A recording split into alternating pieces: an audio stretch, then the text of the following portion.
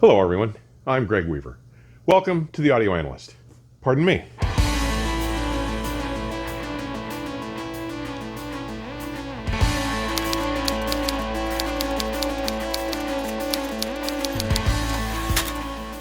Just over a year ago, at the same time that I was launching this channel, my colleague and good friend, Dr. David Robinson, editor-in-chief of the online publication Positive Feedback, reached out to me to see if I'd be interested in taking a closer look at the newly resurrected and relaunched WallyTools analog setup tools from WAM Engineering.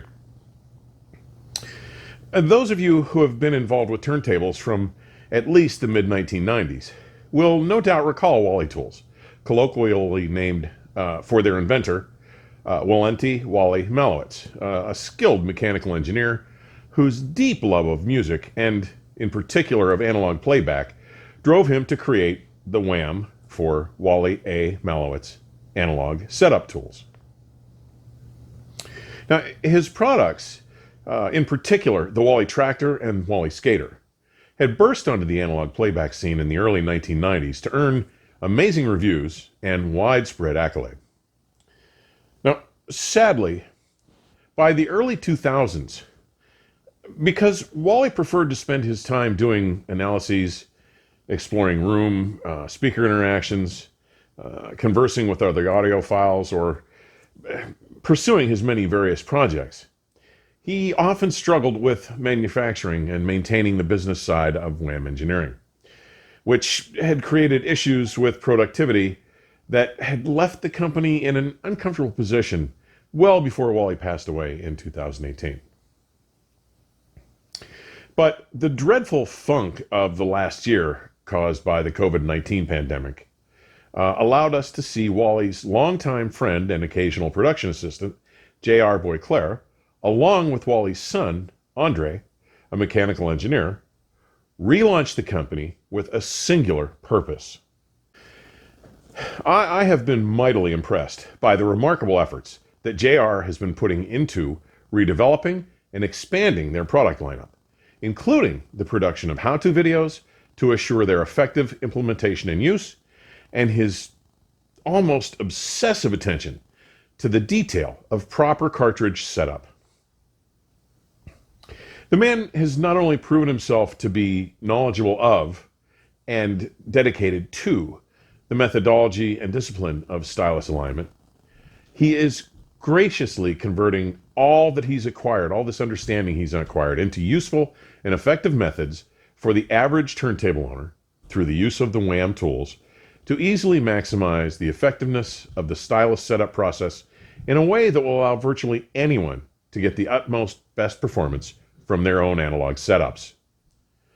Now, while I simply haven't made the time to recount my findings using these re-engineered tools, with any luck, that is something that will happen sometime before fall. But the best part of having had the opportunity to test drive all these setup devices has been getting to know JR. In fact, an email from him just a few weeks ago spurred this particular conversation.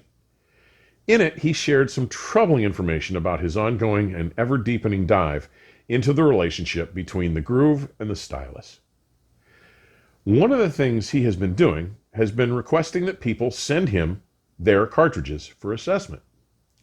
Now, once in JR's hands, he scopes them out to gauge the consistency and accuracy of the stylus to cantilever mount construction, a matter that we all pretty much both take for granted and, unless we have some good microscopes, just have to assume to be correctly aligned and oriented.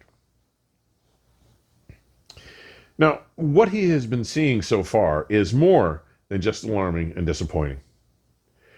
When examining the crucial construction relationships of these customers' cartridges, considering the three main orientation axes of the stylus, those of azimuth, which is the left-right perpendicularity to the groove, zenith, its tangential relationship to the groove, and rake angle, the front-back perpendicularity to the groove, which is inextricably tied to, though not exactly the same as vertical tracking angle. he is finding some amazing alignment asymmetries, revealing some scary trends. Further, he seems to have found no specific correlation between stylus mount accuracy and price. In other words, higher priced carts show no better outcomes than lower priced ones. Let me give you just a few examples that he shared with me of his findings. He found a $4,000 cartridge in need of a 4.22 degree rake angle correction with a 2.14 degree zenith error. Another cart selling for $7,000 needed 7.34 degrees of rake angle correction with a 3.4 degree azimuth angle and a 2.6 degree zenith error. Now, when you understand that even today's most advanced tone arms barely have enough adjustability to allow you to compensate for 2.5 or 3 degrees of rake angle correction, you begin to see just how concerning his findings are. Examining a $9,000 cartridge found a 14 degree zenith error, 14 degrees. And he had a $10,000 cartridge that needed 16 degrees of rake angle correction, and it had 5.2 degrees of zenith error. Now, when talking about that particular cartridge, JR expressed that you could almost see these abnormalities using a decent magnifying glass. They were so grossly misaligned. Scary, no? So let's get JR into the discussion here so he can help us make sense of all these findings, how they impact what we hear, and see what we might do about them. Here he is. Okay, everybody, here we are. Joining us today is J.R. Boykclair from WAM Engineering. He's aware of some of the numbers I've shared with you in the intro. And J.R., I'm hoping you can try and explain to people just what these big discrepancies, these weird large degree angles mean to some people, what it can actually mean in terms of how it sounds. Absolutely. But pardon me. Pardon me?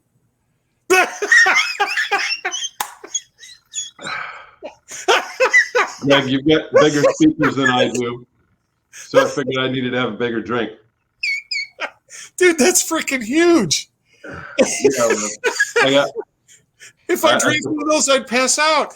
Yeah, well, I'll probably be pretty obliterated by the end of this. I'll be talking about who knows what. That's hysterical, dude. Oh my God. All right, back to business now. Yes. So you ended up that angle. Yes, all those angles were so big. I mean, there was one where it was like 14 degrees. I mean, yeah. Try and explain to people what the relationships are, the three major relationships and how they affect each other. Okay, and we want to know what they are. Yeah. Okay. So there are three axes that we're concerned with, and all of these axes are geometrical alignments that we use to try to replicate the same manner in which the cutter had the lathe's cutter head created the groove in the first place, and those are rake angle. Most people know of that. That is, as the stylus passes through the groove, there is this angular relationship here to the groove.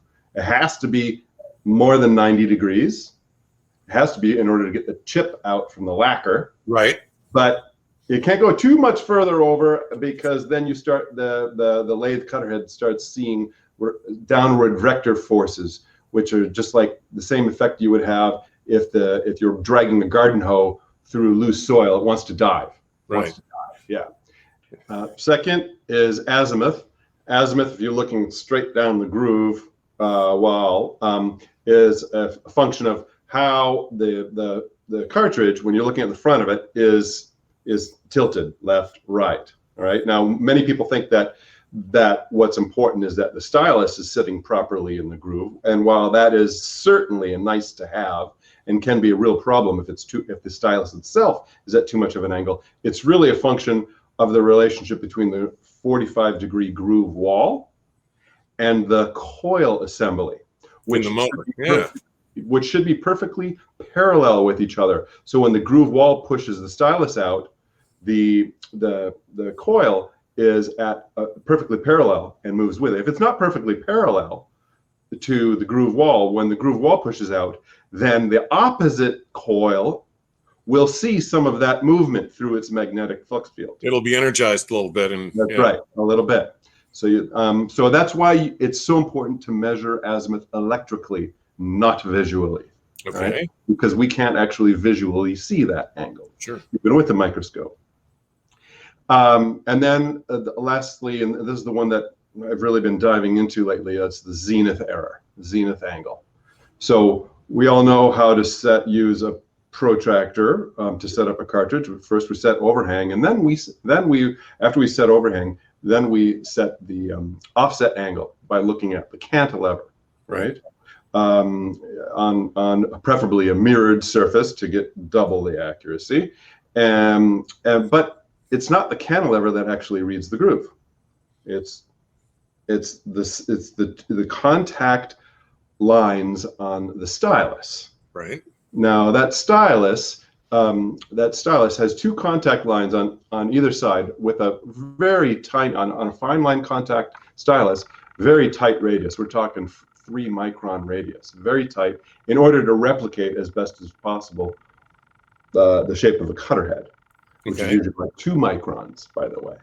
All right, and so in order to get you want those two contact edges. If you were to look straight down through the stylus, those two edges would look like a straight line to you. Correct. You want that straight line to be collinear with the radial line on the record. That means right on top of the radial line. The radial line is simply a line that goes from the center of the record to the edge of the record. Right. Which is the same path the cutter head travels. Yeah, that's right. Yeah. So you want those two. We'll put some graphics on the screen so people can see this. Yeah. Yes, we'll do that. Yes, you want that. You want those two the contact lines, contact edges to be totally collinear with the radial line.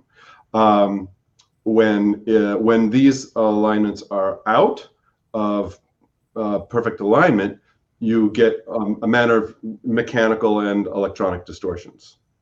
And that's, of course, messes up soundstage, messes up imaging, messes up the separation, extensions, everything. Dynamics, everything.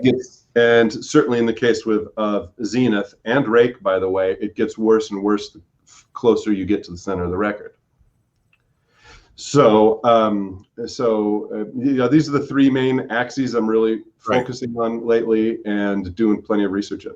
The thing that actually surprised me and spurred me to talk to you to have this conversation today was just how gross some of these distortions or errors seem to be, buddy. I mean, the thing that was kind of shocking too, I mean, I would have thought that when you start, the more you spend on something, the more attention to detail will be there. But you found zero correlation to that effect, correct? Yeah, no correlation.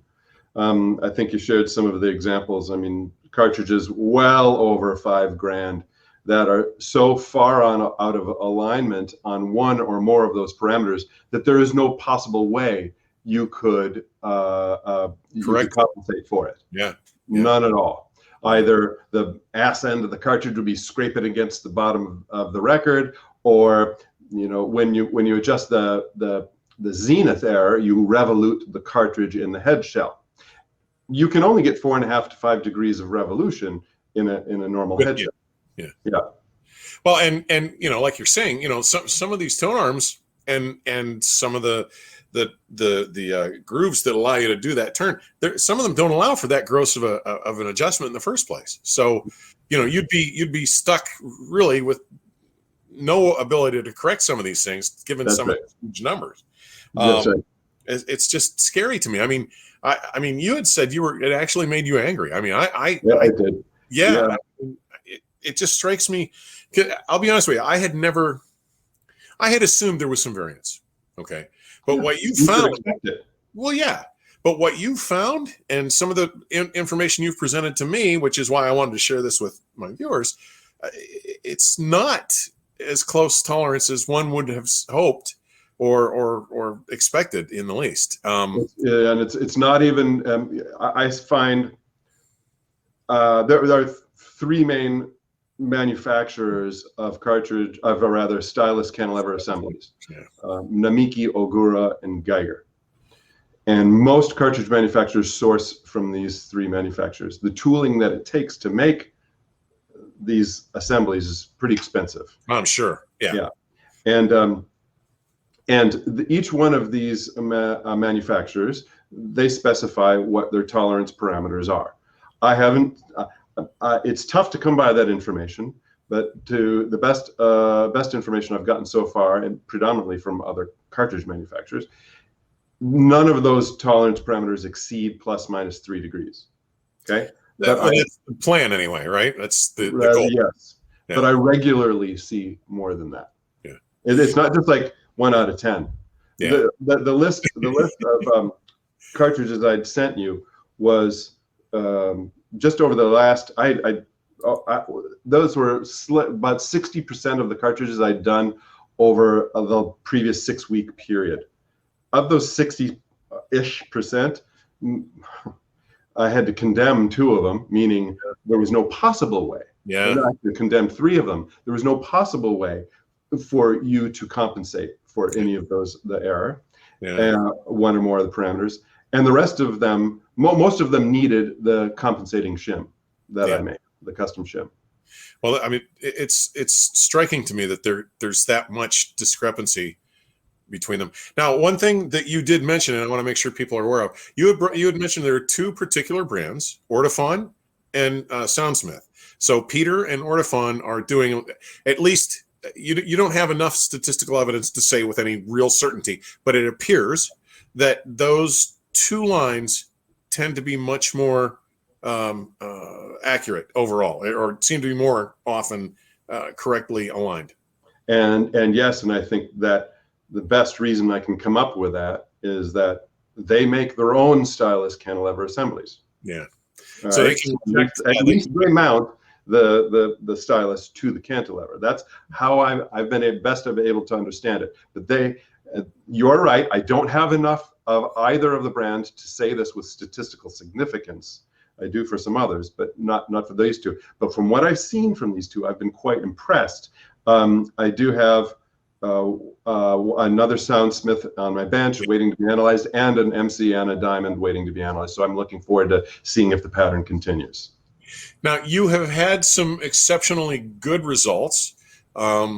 You had mentioned that one particular cartridge, which happens to be the same brand I'm using, was pretty close tolerance compared to some of the others you've seen. It's kind of striking that it was an expensive cartridge, because you found no real correlation to that before, right?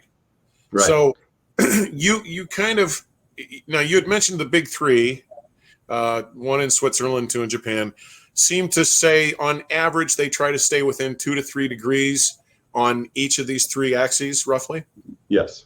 And you find, now I think you indicated that if they could actually do that, you wouldn't be so upset. But I guess the problem is that keeping those tolerances is much more of a wish than what they actually are doing, right? I mean, that's what it appears. I mean, and you know, I have to say that it's not I wouldn't place the blame entirely upon the cartridge manufacturer vendors, Namiki, Ogura, and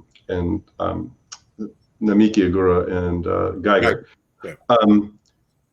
because I've still seen relatively good mounts of the stylus to the cantilever assembly, but the entire assembly itself was not mounted properly in the cartridge body. Yeah. You know, so that happens too. Yeah, the ones added to the motors. Yeah. Yes, I also want to say, I think it's important to say that, look, even if you do have a stylus cantilever assembly that's out of whack, you can still get very good, if not great, sound out of it. But I can guarantee you, if it's a fine line contact stylus, I can guarantee you, using just geometry and vector force analysis, you are not getting the most out of it. Yeah. Well, one of the things, we've only been talking to each other for a little over a year now, because the Wally products came back, spring of 2020 roughly is when that relaunched, something like that. Yeah, early to 2020. Yeah. Okay. Well, and I should mention that it's also Andre Wally's son, Andre, yes, is involved with this too, and he's a mechanical engineer. Is that correct? He is definitely a mechanical engineer, very accomplished. He heads up what I think is the largest research and development arm of Medtronic. He's the head of it. So yeah, he's got some creds. And then what's really great, he's got all these resources so if he doesn't know the answer to something, then he's got all these PhDs he can talk to. Yeah. In fact, because of him, I've been able to dial in on which microscope to get, what 3D printers are the best. So yeah, it's been great to have him. Well, talking about that 3D printer, one of the things, I've mentioned it to you, and I want to mention it to the viewers, that your obsession with this is amazing. You've really focused and gotten serious about this in a way that I don't know anyone else who has. And it's remarkable the amount of information you've been sharing with people, which to me is, it's great. You're sharing this, and the tools you've brought out some new Wally tools, and the fact that when you get one of these things into measure, if it doesn't quite work out right, you can print these shims that work. Tell people how they're made out of material and how you can harden them, and it's amazing to me what you're able to do. Yeah. So I do make for every cartridge analysis that I do, I make a customized shim for each cartridge. Put the serial number embossed right on the shim, and as long as you orient it properly, and it's labeled right on it how to orient it, and you've first made sure that the head shell is perfectly coplanar with the or parallel with the record surface, and the Wally reference is perfect for that. Right. It will introduce your required rake angle and your azimuth angle right there in the shim. So you don't have to spend the time adjusting the tone arm height or analyzing electrically your azimuth. It makes setup really fast and easy, and the material is made from a substance that it's a glass bead filled resin. That is once it's UV cured and heat cured, it's slightly less rigid than titanium, so plenty of rigidity. Yeah, good. That's crazy. Yep. Well, now, is there anything? I was still going to hold you to come back and talk about the actual alignment process. We'll talk about that. To me, the gross disparities you've seen are alarming. And I'll be honest with you, I've been doing this a long time. And, I have a cheap little microscope so I can take a quick look and see if it's grossly bad. And if it's bad, I just send it back. But yeah. I had no idea that it was this consistently off. And I think, is there anything you think we can do to pressure or to suggest or to get more closely followed tolerances on some of these things? Is there any options for us? Well, some of the conversations that I've had with some of the cartridge manufacturers, they've been asking for it. Really? Yeah, and they've been asking for it. I know of a small handful that I've spoken to already who have told me so, and surprised me actually. They seemed to be actually kind of appreciative of the fact that I'm bringing this issue out to the light. Well, you're giving them all kinds of supportable information. Yeah, because they're from how I'm hearing it, they're not getting a great deal of positive response from the vendors to tighten up tolerances. But if the general public is starting to scream for it, then perhaps we'll see some change. I'd still like to see many of the manufacturers tighten up their quality assurance, but we also have to consider the fact that supply chains are stretched thin, and these vendors are sending out whatever they make, and the cartridge manufacturers are stretched thin. They've got much higher demand than supply. Does that make it excusable to send out a $10,000 cartridge, 12-degree rake angle that you couldn't possibly, even with a shim, get to the right rake angle? No. So I would like to see. We need more people to know about this and start inquiring, asking, and knowing what you've got. Knowing what you've got is important. You know, I've had enough customers who sent me their cartridges, and we'd have to turn them right back to the dealer. And when the dealers know that they'll be sending it back to me for analysis, it tends to take a little bit longer to get one. And I've been hearing through the grapevine it's because they've taken special care to make sure it's right. Well, that's good, actually. I mean, you know. Well, it's good, but it shouldn't have to come. It shouldn't have to be that way. You're right. No, you're right. Everyone's paying for the same thing. But I got to tell you, what you're doing and the way you're making it more accessible for anybody to nail this and to get it done right. My hat's off to you, bud. You're really doing some specialized work that not everybody. Honestly, I don't know anybody else that's even tried to do this. I mean, seriously. When it comes, you know, I've scoured the Journal of Audio Engineering Society's database to find papers on these kind of studies about the relationship between the stylus and the groove. There's almost nothing that's been written since the 90s. But back then, fine line contact styli were not common. Right. And fine line contact styli behave very differently in the groove when those three axes are off versus a conical stylus. If you've got a conical stylus, you can just ignore everything I have to say. Well, it's just a cone riding through a groove. There's not much.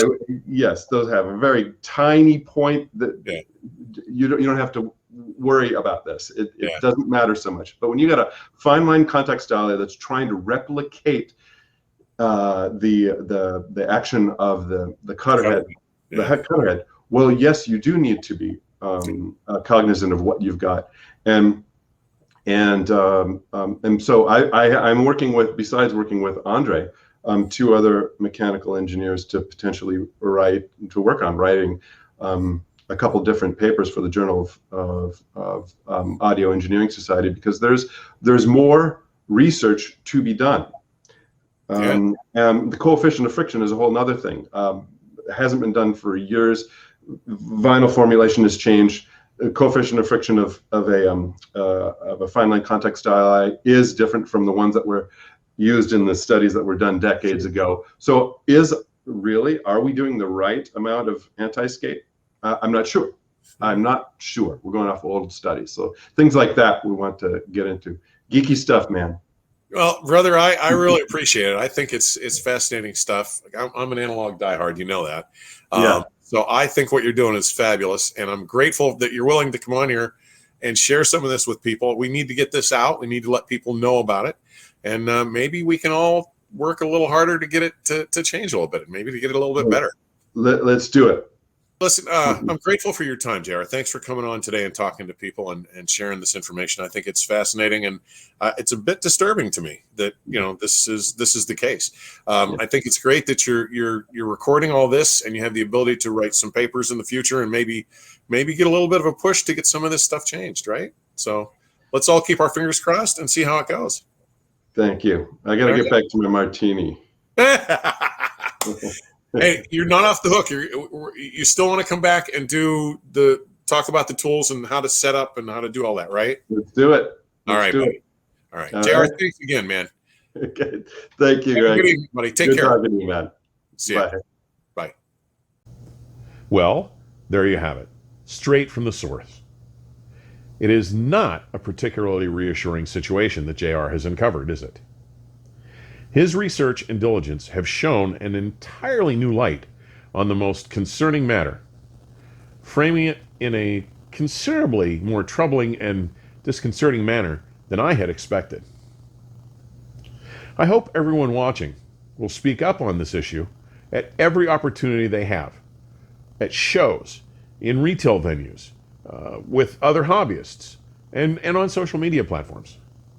Let's let the industry know that we expect tighter tolerances, certainly at least with the hopes of closing in on those ranges of plus or minus 3 degrees espoused by the big three major manufacturers of stylus cantilever assemblies: Switzerland's Geiger AG and Japan's Adamant, Namiki, and Aguru.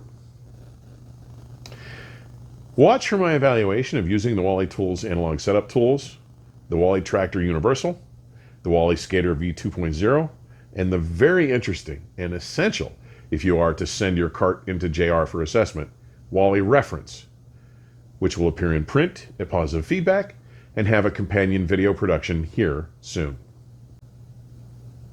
Further, I hope you all take the time to visit the WAMs site to see just how much JR has to offer, including watching the measuring static and dynamic stylus rake angle at home video that was recorded live back on March 20th of this year.